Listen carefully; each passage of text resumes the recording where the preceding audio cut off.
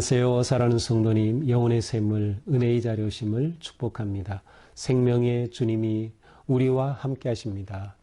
우리와 함께 하시는 주님을 찬양합니다. 기도합시다. 주님, 감사합니다.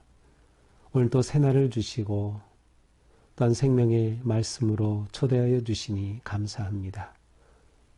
오늘 또 말씀이 저희들의 마음을 적시고 생각을 새롭게 하며 진리의 말씀으로 우리의 삶이 바로 설 수 있도록 인도하여 주시옵소서. 주님 주신 그 놀라운 생명과 복음의 은혜 안에 거하는 하루가 되게 하여 주시옵소서. 예수님 이름으로 기도합니다. 아멘. 오늘 말씀은 마가복음 2장 13절에서 28절입니다. 예수께서 다시 바닷가에 나가심에 큰 무리가 나왔거늘 예수께서 그들을 가르치시니라. 또 지나가시다가 알페오의 아들 레위가 세관에 앉아있는 것을 보시고 그에게 이르시되 나를 따르라 하시니 일어나 따르니라. 그의 집에 앉아 잡수실 때에 많은 세리와 죄인들이 예수와 그의 제자들과 함께 앉았으니 이는 그러한 사람들이 많이 있어서 예수를 따름이러라. 바리새인의 서기관들이 예수께서 죄인 및 세리들과 함께 잡수시는 것을 보고 그의 제자들에게 이르되 어찌하여 세리 및 죄인들과 함께 먹는가? 예수께서 들으시고 그들에게 이르시되 건강한 자에게는 의사가 쓸데없고 병든 자에게라야 쓸데있느니라. 나는 의인을 부르러 온 것이 아니요 죄인을 부르러 왔노라 하시니라. 요한의 제자들과 바리새인들이 금식하고 있는지라. 사람들이 예수께 와서 말하되 요한의 제자들과 바리새인들의 제자들은 금식하는데 어찌하여 당신의 제자들은 금식하지 아니하나이까? 예수께서 그들에게 이르시되 혼인집 손님들이 신랑과 함께 있을 때에 금식할 수 있느냐? 신랑과 함께 있을 동안에는 금식할 수 없느니라. 그러나 신랑을 빼앗길 날이 이르리니 그날에는 금식할 것이니라. 생배의 조각을 낡은 옷에 붙이는 자가 없나니 만일 그렇게 하면 기운 새 것이 낡은 것을 당기어 헤어짐이 더하게 되느니라. 새 포도주를 낡은 가죽 부대에 넣는 자가 없나니 만일 그렇게 하면 새 포도주가 부대를 터뜨려 포도주와 부대를 버리게 되리라. 오직 새 포도주는 새 부대에 넣느니라 하시니라. 안식일에 예수께서 밀밭 사이로 지나가실새 그의 제자들이 길을 열며 이삭을 자르니 바리새인들이 예수께 말하되 보시오 저들이 어찌하여 안식일에 하지 못할 일을 하나이까? 예수께서 이르시되 다윗이 자기와 및 함께한 자들이 먹을 것이 없어 시장할 때에 한 일을 읽지 못하였느냐? 그가 아비아달 대제사장 때에 하나님의 전에 들어가서 제사장 외에는 먹어서는 안 되는 진설병을 먹고 함께한 자들에게도 주지 아니하였느냐? 또 이르시되 안식일이 사람을 위하여 있는 것이요 사람이 안식일을 위하여 있는 것이 아니니 이러므로 인자는 안식일에도 주인이니라.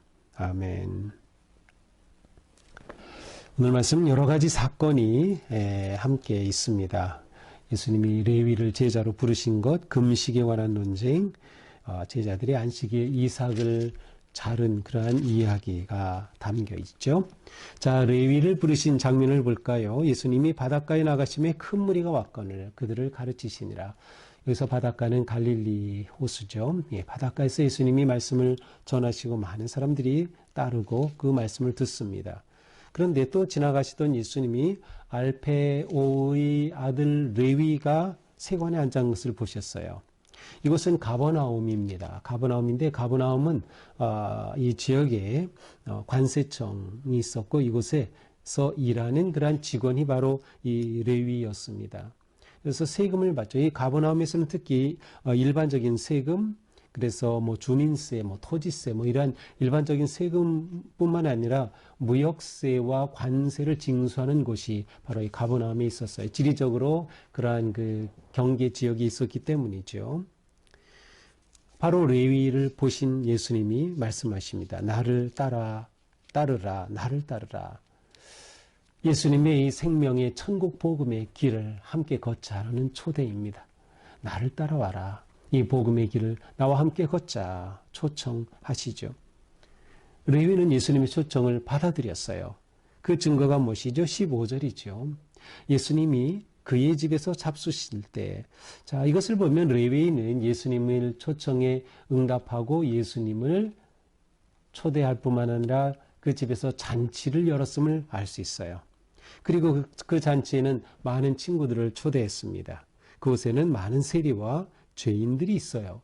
죄인들이라 이런 표현은 사실은 그 사람들이 죄인이라 정죄하는 것이 아니라 사람들이 그렇게 불렀어요. 죄인들. 누가 죄인들입니까?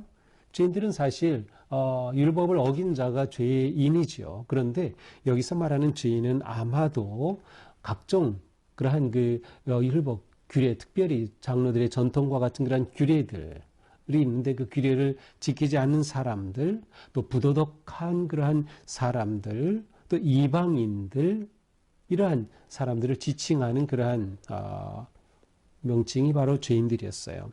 그러니까 이 레위가 집에 초청한 사람들은 바로 그 세리들 그리고 죄인들이라 불리는 사회적으로 지탄받거나 소외된 사람들임을 알 수 있습니다. 그것은 레위 자신도 세리로서 이 세상에서 유대인들로부터 지탄받던 사람이라는 의미가 있겠죠. 자, 왜 지탄을 받을까요? 세리는 세금 징수원인데 사실 세금 징수원으로서 그는 로마 제국을 위해서 일하는 셈입니다. 물론 유대인들 자신들의 동족을 대상으로 세금을 걷는데 이 세금에 매기는 것에 융통성, 자율성이 있었어요. 그래서 세리는 자기가 세금을 매기면서 사실은 어느 정도 더 그것에 덧붙여 매겨 그 차익을 자기 것으로 착복할 수가 있는 그러한 구조였죠. 그래서 사람들은 이 세리를 굉장히 싫어했습니다. 매국노와 같이 생각을 하고 있었죠. 바로 이 세리가 예수님과 또 친구들을 초청한 겁니다. 그래서 그 집에서 식사를 하고 많은 사람들이 예수를 따르고 있었습니다. 자, 그런데 바리새인과 서기관들이 예수님께서 이렇게 죄인들, 세리들과 함께 식사하는 것을 보시고 트집을 잡는 겁니다. 아니, 어째서 저렇게 세리, 죄인들과 식사를 하는가라고 묻는 거죠. 바리새인과 서기관들이 볼 때에는 예수님의 모습이 마땅치 않았어요. 왜냐하면 유대인들은 식사 자리에 죄인들과 함께하지 않습니다. 이방인과 함께하지 않습니다. 세리와도 당연히 함께하지 않죠. 그것은 그들의 정결함을 해치는 일이었어요. 부정한 자들과 식사는 함께하지 않는 것이었죠. 그래서 유대인들에게는 식사하는 것 자체가 그들의 정체성을 보여주는 것이기도 합니다. 그때 예수님께서는 바리새인의 서기관들에게 말합니다. 건강한 자에게 의사가 쓸데없고 병든 자에게라야 쓸데있느니라. 나는 의인을 부르러 온 것이 아니요 죄인을 부르러 왔노라. 자, 예수님의 사기 사명 선언입니다. 나는 죄인을 부르러 왔다. 그러니 내가 죄인하고 함께 있는 것 당연하지 않느냐? 내가 의인을 부르러 온 것이 아니야. 예수님은 이 땅에 오실 때 바로 구세주로 오셨어요. 죄의 자유함을 주시고 죄에서 해방함을 주시고 진정한 구원받은 자의 길을 열어주시는 거죠. 바로 천국의 삶으로 초대하시는 거죠. 그렇게 예수님은 이 땅에 오셨다. 그러므로 내가 주인하고 있는 것은 당연하다라고 말씀하십니다. 사람들은 예수님을 랍비라고 부르고 지도자로 부르고 이렇게 따르는데 그 사회가 일반적으로 유대인 사회가 생각하는 지도자의 모습이 아니었던 거죠. 그러나 예수님은 과감하게 내가 온 것은 죄인을 위함이라고 선언하십니다. 자, 그 다음 아마도 이제 이렇게 죄인들과 식사를 하신 것으로 충돌이 있었던 것과 연결시켜서 이번에 금식 논쟁이 일어납니다. 요한의 제자들 그리고 바리새인들은 금식을 하는 것이 그들의 일상에서 굉장히 중요한 경건 생활이었습니다. 그래서 보통 월요일과 목요일에 금식을 하곤 했습니다. 이렇게 요한의 제자들 또 바리새인들을 금식하는데 예수님께 와서 따집니다. 어찌하여 당신의 제자들은 금식하지 않습니까? 금식하지 않은 걸 가지고 또 트집 잡는 거죠. 그러자 예수님이 말씀하셔요. 혼인집 손님들이 신랑과 함께 있을 때 금식할 수 있느냐? 그렇죠. 결혼 잔치 가운데 누가 금식합니까? 이 즐겁고 행복한 시간에 그들은 먹고 마시며 아주 즐기는 것이죠. 그런데 지금 예수님의 제자들은 누구와 함께 있습니까? 예수님과 함께 있어요. 예수님은 그들에게 신랑이 온 것처럼 하나님의 아들로 이 땅에 오신 그런 놀라운 메시아 그리스도 그분과 함께 있는 제자들의 삶은 잔치상인 거죠. 결혼날과 같아요. 그러니 제자들이 금식하지 않을 때다. 지금 금식하지 않을 때다라는 것입니다. 그러나 신랑을 빼앗길 날이 이르리니 아마도 이것은 예수님의 고난과 죽음을 예고하시는 것 같습니다. 신랑을 빼앗길 날이 이르니 그날엔 금식할 것이다. 금식하는 것 자체가 뭐예요? 위기의 때, 고난의 때, 또한 하나님과 더 가까워지기 위해 하나님만을 의지하고 신뢰하기 위한 그러한 경건 행위죠. 예수님은 금식 자체를 거부하신 것이 아니라 금식의 초점이 뭐냐? 목적이 뭐냐? 그렇다면 이렇게 금식을 통해 하나님께 가까이 나가고 하나님의 뜻을 찾고 하나님을 의지하게 되는 사람이 있다면 그 금식의 목적이 되는 예수 그리스도 메시아 하나님과 지금 함께하고 있을 때 금식할 필요 없는 거지. 그러나 인자가 주님이 신랑을 빼앗길 그날이 고난의 날이 올 때는 금식할 것이다. 이어서 또 다른 말씀을 하시죠. 생배 조각을 낡은 옷에는 붙이는 자가 없다. 그렇죠. 낡은 옷을 새로운 그런 천으로 고칠 일은 없죠. 물론 이때에는 특별히 천이나 이런 것들은 굉장히 귀할 때입니다. 요즘은 너무나 많으니까 기어서 옷을 그렇게 입는 경우는 거의 없죠. 그러나 옛날에는 그렇게 해야죠. 그런데 옛날에 만들어진 이 직물들은 낡으면 금방 이제 탄력성도 없어지고 하니까 새 것을 붙이면 그게 잘 단단하게 고정이 될 수 없는 거죠. 또 새 포도주를 낡은 가죽 부대에 넣지도 않아요. 이 가죽 부대는 처음 만들 때는 아주 튼튼하지만 오래되면 그 탄력성이 떨어지고 이제 새 포도주를 넣으면 그것이 발효되면서 빵빵해지고 결국은 터지게 되는 거죠. 그래서 새 포도주는 새 부대에 넣는 거다라고 말씀을 하십니다. 오직 새 포도주는 새 부대에 넣느니라. 지금 예수님의 말씀은 지금 천국의 시대가 도래했다. 지금 복음의 시대가 왔다. 새 포도주는 새 부대에 넣어야 된다. 지금 너희들이 사로잡히는 옛날의 사고방식, 율법적 사고방식, 구태의연한 그 사고방식 안에 그 틀 안에 이 생명의 복음을 담아둘 수 없는 거다라고 말씀하시는 겁니다. 새 시대에는 새로운 질서, 새로운 법, 새로운 틀이 필요한 것이죠. 천국의 시대에는 천국의 시대에 맞는 새 옷을 입어야 하고 새 부대를 가져야 하는 것입니다.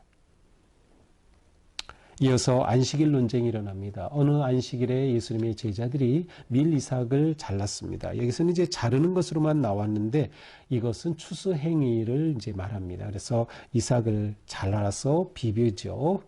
타작하는 것과 같이 불어서 먹어야 되기 때문에 이것을 보고서 바리새인들이 트지도 않는 겁니다. 아니 안식일에 일하면 안 돼. 안식일 규정 가운데는 안식일에 일하면 안 됩니다. 특별히 추수행위는 금지입니다. 그러니 제자들이 한 것을 추수행위로 본 거죠.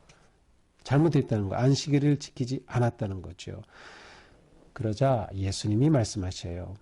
다윗 이야기를 하죠. 다윗이 자기와 및 함께한 자들이 먹을 것이 없어 시장할 때 때는 이제 다윗이 사울의 그 추격을 피해서 도망 다닐 때입니다. 그러다가 놉이라고 하는 땅에 갔는데 그때 자기와 부하들이 너무나도 기진맥진하고 배고팠어요. 먹을 것이 없어서. 그때 아히멜렉이라고 하는 그런 제사장에게 먹을 것 좀 달라고 하니까 이 아히멜렉이 하나님 앞에 그 성소에 드렸던 그 빵을 주는 겁니다. 원래 이 빵은 이제 안식일에 12개 빵, 12지파를 대표하는 12개 빵을 새로 갈게 되면 그 낡은 지난 빵은 이제 제사장들이 먹을 수 있는 것인데 그것을 다윗에게 주었던 겁니다. 다윗이 율법을 어긴 셈이에요. 지키지 못한 셈이죠.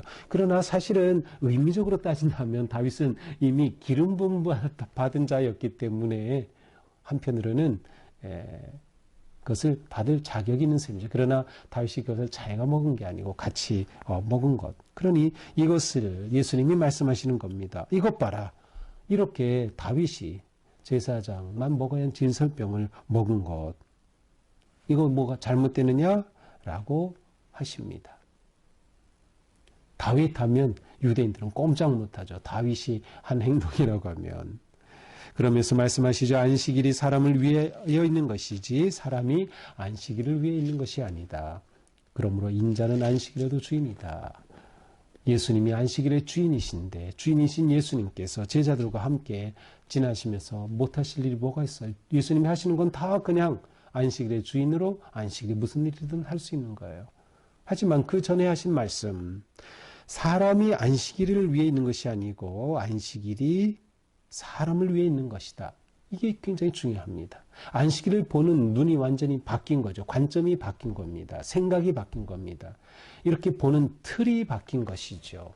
그렇습니다. 법이 사람을 위해 있는 것이지 사람이 법을 위해 존재하는 것은 아닙니다. 안식일도 사람을 위해 주신 겁니다. 하나님께서 안식을 통해 사람이 쉼과 회복과 하나님과 함께하는 그러한 충만한 삶을 위해 사람을 위해 주신 겁니다. 그러므로 안식일의 주인이신 예수님께서 제자들과 함께한 이 모든 것, 그들이 트집 잡는 것에 대해 예수님은 한방 날리신 거죠. 너희가 잘못된 틀에 사로잡혀 있는 거구나 라고 말이죠. 자, 이것이 오늘의 말씀입니다. 오늘의 말씀은 복음의 삶은 새로운 삶의 패러다임, 새로운 삶의 틀을 가지고 사는 것이다 라는 것을 알 수 있어요. 복음의 삶은 새로운 프레임, 창을 가지고 사는 겁니다. 그 창은 세상을 보는 눈, 사람을 보는 눈, 사건을 보는 눈, 그리고 말씀을 보는 눈, 율법을 보는 눈까지 새로운 틀을 가지는 것이죠. 이것을 이제 패러다임이라고 이렇게 보통 말하죠. 새로운 방식, 사고방식이라고 할 수 있어요. 복음의 삶은 새로운 사고방식, 새로운 틀을 가지고 사는 겁니다. 이 새로운 틀의 핵심은 무엇입니까? 사랑이 우선입니다. 사랑과 용서와 회복이 우선이에요. 어떠한 틀, 어떠한 그 법규, 어떠한 율법, 그 작구, 그것이 성문화된 그 무엇이 중요한 것이 아니라 그 의미가 중요한 거예요. 그 의미는 뭐예요? 모든 율법은 사람을 살리기 위한 하나님의 말씀. 그러니 사랑이 우선인 거다. 근데 바리새인이 서기관들은 어떻게 해서든 트집 잡으려고 하고 비난하려고 하고 꺾어내리려고 하고 하는 그런 잘못된 눈을 가지고 있는 겁니다. 또한 진정한 새로운 패러다임은 사람이 우선입니다. 안식일을 볼 때에도 안식일이라는 규례 자체가 아니라 그것에 얽매이는 것이 아니라 안식일의 뜻이 무엇인지 알고 그것이 사람을 위한 것이라는 것을 보는 거죠. 이러한 전환이 필요한 것이죠. 또한 새로운 사고방식은 사람을 살리는 방식입니다. 이것이 복음의 삶이에요. 우리가 복음의 사람으로 살아간다는 것은 이 땅을 살아갈 때 다른 사람을 살리는 그런 방식, 사람이 더 우선인 방식, 사랑이 삶의 초점인 방식을 가지고 사는 거예요. 그러니까 오늘 우리가 살아갈 때 우리가 예수 그리스도의 생명의 복음으로 구원받은 자, 하나님의 자녀요 예수님의 제자로 살아간다는 것은 바로 이와 같은 새로운 눈으로 살아가는 것입니다. 이렇게 우리는 복음으로 새 시대를 살아갑니다. 그러니 우리가 버려야 할 낡은 가죽부대는 무엇입니까? 우리가 버려야 할 낡은 틀은 무엇입니까? 그것을 깨뜨려 버리고 주님이 주시는 복음의 새 눈으로, 새 옷으로, 새 틀을 가지고 믿음의 길을 걸어가야 할 것입니다.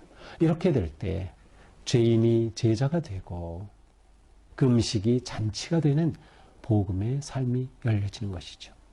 오늘 하루 예수님을 따르는 행복한 제자로 또 잔치가 넘치는 그런 생명의 복된 하루가 될 수 있기를 주님의 이름으로 축복합니다. 기도합시다.